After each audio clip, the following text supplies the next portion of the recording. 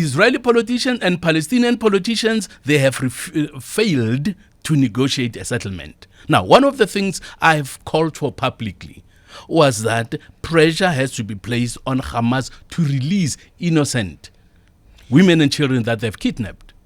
And political leaders did not say that. They did not say that. International community did not emphasize that. If they wanted to, I think the international community emphasized the view, actually, that was very much in support of Israel.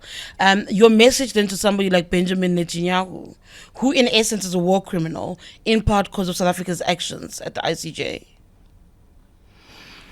I think there are war criminals on both sides. It would be unfortunate if one person is singled out of what has happened. There's warrants of arrest on both ends, actually. There should be. And much more than what they have said. And also the failure to do something. The international community could have ended this, I believe, if they wanted to, by saying hostages must be released. Hamas release them now. And Israel back off. That could have happened. You don't understand why there is a backlash against the MPs here in South Africa who went to Israel, and only just Israel?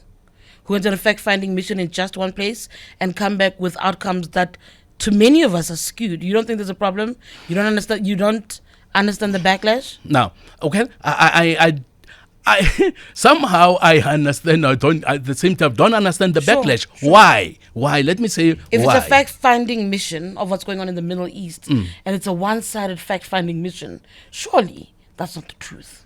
All right. Surely, if AfriForum. And I think a good example to make with you is AfriForum is peddling lies.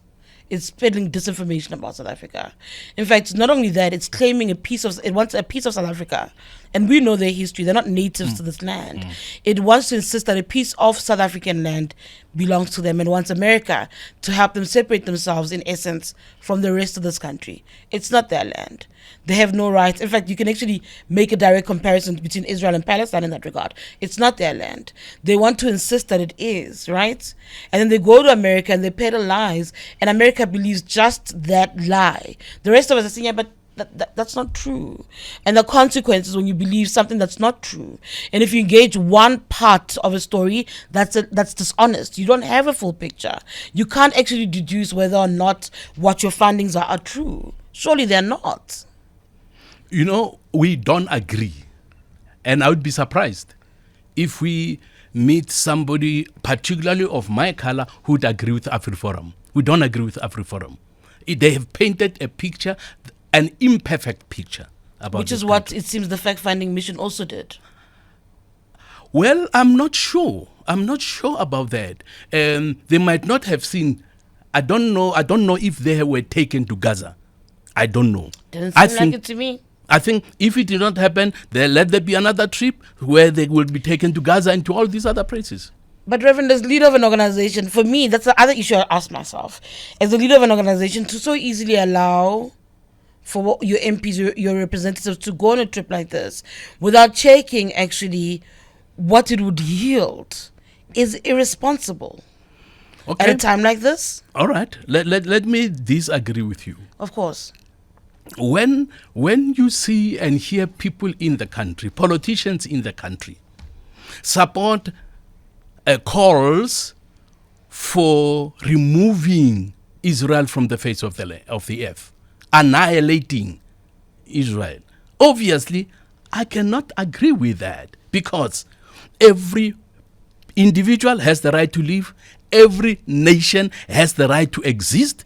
So if you have people who are talking about eradicating a nation, I mean, I would never agree with that. And you have documents that also emphasize the call for eradicating them because they don't want them there. I can never agree with that. Now, when you have a constitution such as we have in South Africa that promotes freedom of conscience, freedom of movement, freedom of association, how can I say no to a member of the ACDP who says, my faith was started in Jerusalem.